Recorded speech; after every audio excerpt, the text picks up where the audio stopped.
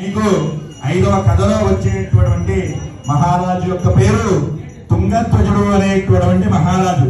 ఆ మహారాజు రోజు తన సైన్యంలో కొంత సైన్యాన్ని తీసుకుని వెళ్ళి ఒక అరణ్యానికి వెళ్ళి ఏదైనా జంతువుని వేటాడేటువంటి ప్రవృత్తి గలవాడే ఉండేవాట.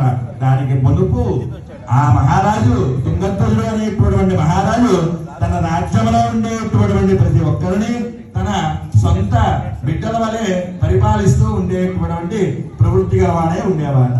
అయితే ఆయన ఒకనొక రోజున కొంత సైన్యాన్ని లోపలికి బయలుదేరి అరణ్యంలోకి బయలుదేరి వెళ్ళాట. ఎంత అరణ్యంలోకి బయలుదేరినా ఎటువంటి జంతువులు కనపడదట. చీమల దూరని చిట్టడివి, కాకుల దూరని కాకడివి అని చెప్పి కారణవి అంటారనమాట. చీమలు అంటే కింద చూస్తే చీమల కనిపించకుండా దట్టంగా అల్లుకుపోయినటువంటి గడ్డి, అలాగే 60 అడుగుల పైన ఉండేటువంటి చెట్లు కనిపిస్తూ ఉన్నాయి.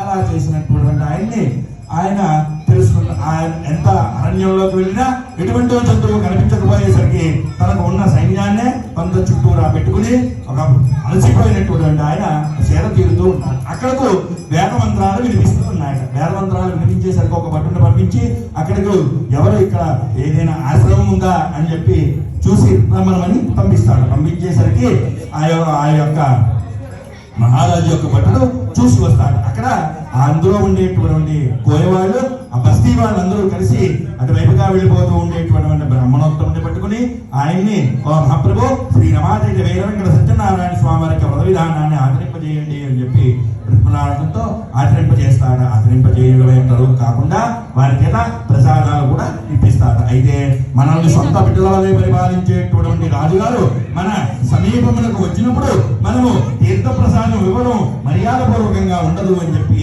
ఆ వారి దగ్గర ఉండేటువంటి మట్టి ప్రమిదలోనే ఆ యొక్క తీర్థాన్ని ప్రసాదాన్ని తీసుకుని వెళ్ళి రాజుగారి దగ్గర పెడతారట. బంగారు పళ్ళెల్లో తినేటువంటి రాజుగారు ఈ మట్టి ప్రమిదలో నేను తినవలనా అని చెప్పి ఆగ్రహించి అహంకారపరుడిగా ఆయన తిరుగు ప్రయాణమై వెళ్ళిపోతాడు. తిరుగు ప్రయాణమై వెళ్ళిపోయే ఉండేటువంటి సమయంలో ఆ రాజుగారికి తన భ్రమ కలుగుతుందట.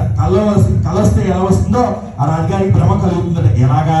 తన 6 బిడ్డలు పరాయి రాజుల చెరలో ఉన్నట్లు, తన రాజప్రాగారం మొత్తము అగ్నికి ఆహుతైపోతున్నట్లు కనిపిస్తూ ఉంటుందట. ఉండేసరికి పునరాలోచన చేసుకుంటాట ఆ తుంగధ్వజుడు అనేటువంటి మహారాజు. పునరాలోచన చేసుకోగా ఆ రాజుగారు మనం తీర్థ ప్రసాదం స్వీకరించలేదు కాబట్టి మనకి ఇంత కష్టం కలిగినది, కాబట్టి వెంటనే బయలుదేరి వెళ్ళి తీర్థ ప్రసాదం స్వీకరించి రావలను అని చెప్పేసి బయలుదేరి వచ్చేసి తీర్థ ప్రసాదం స్వీకరించి మళ్ళీ తిరుగు ప్రయాణమై వచ్చేసరికి తన రాజ్యం యథావిధంగా సుఖశాంతులతో ఉండటాన్ని చూసినటువంటి ఆ మహారాజు తన రాజ్యంలో ఉండేటువంటి ప్రతి ఒక్కరి చేత ఆ రోజు నుంచి ప్రతి మాసమునందు, ప్రతి పక్షమునందు, ప్రతి సంవత్సరమునందు శ్రీ రమాదేవి వీర వెంకట సత్యనారాయణ స్వామి వారి యొక్క ఆ వ్రత విధానాన్ని ఆచరింపజేస్తూ భోగభాగ్యాలతో, ధన ధాన్యాలతో, రత్న రాశులతో, భక్తులతో ఉంటాడ.